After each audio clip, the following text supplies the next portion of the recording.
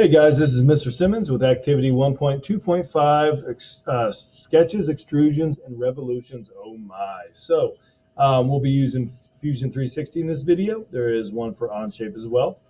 And so we'll be talking about modeling in class, conceptual, graphical, mathematical, prototype, so on and so forth, and how they have limitations, parametric modeling, and introduction to 3D features. This video is about creating this shape right here. So if you look, all dimensions are millimeters. We'll need to remember that we want a cylinder that has a diameter of 40 millimeters and a height of 30.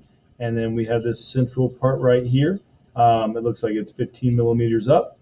And all these sides are filleted, sorry. And then that is the correct term. And the bottom, we have a chamfer on the bottom that is 30-degree angle and a 5 millimeter chamfer. So let's see how to build that real quick. So keep this in mind when you build it.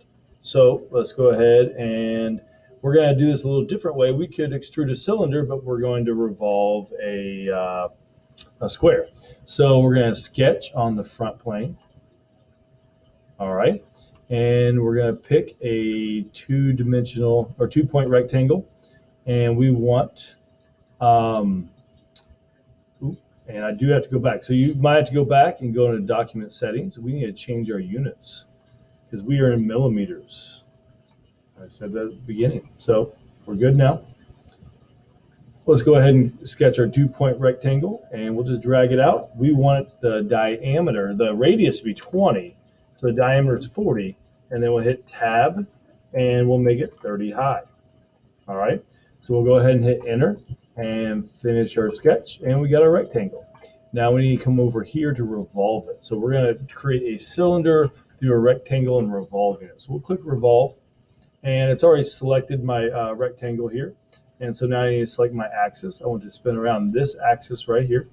And so there we go, 360 degrees, hit enter. And now we have our, if I shift mouse button, now we have our cylinder. Just a different way to create a cylinder. So we got that part now. And now we need to create this top part. And we will fillet that out. And so the top part is a 10 by 10 square that will extrude up. And then we'll fillet the sides of it. So it'll be pretty easy. So let's go ahead and go to the top. We'll go to create a sketch, click on this plane right here. We want a center point rectangle, a 10 by 10. So we'll go to the origin here and we'll just drag it out. And I already got 10 by 10. I can go ahead and type in 10, hit tab again, 10 again, hit enter, and there I have my rectangle. So we're good there. So let's finish that sketch and extrude it. So let's go back to our home view here and we'll extrude that up. And it needs to be 15 millimeters tall. So we just did that. Enter, good there. Now we need to chamfer this. If we fillet this. And if we look, the fillet, I don't see it here, but I think it's a 5 millimeter fillet on the side. And we get that right here. So let's go ahead and go to here, and we'll go and select fillet. And let's go and select all the sides, do it once. There we go, we got all our sides. Let's type in 5, and we just made that fillet. So that's a nice smoothing of the edge right there. So we've finished that. We'll go back to home here, and let's go ahead and go down here. We need to chamfer this bottom.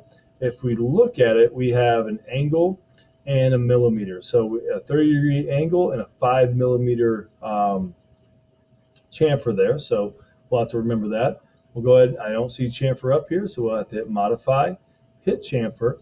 And so we get beveled edges like on a countertop. Fillet is by rounding it and removing material. So we want that edge right there. So we're going to click on the edge. And if we look over here, we want distance and angle. So you might have to go ahead and pull on this drop-down menu, distance and angle. We want a 5 millimeter chamfer at a 30-degree angle. There we go. Hit OK. And we have our part here. So let's go ahead and save this.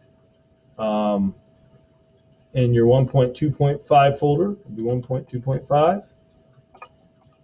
Make sure you guys are keeping this nice and organized. So I still have my last year's folder up here, but we're in 1.2.5, and I'll put 1.2.5 figure 1 construction.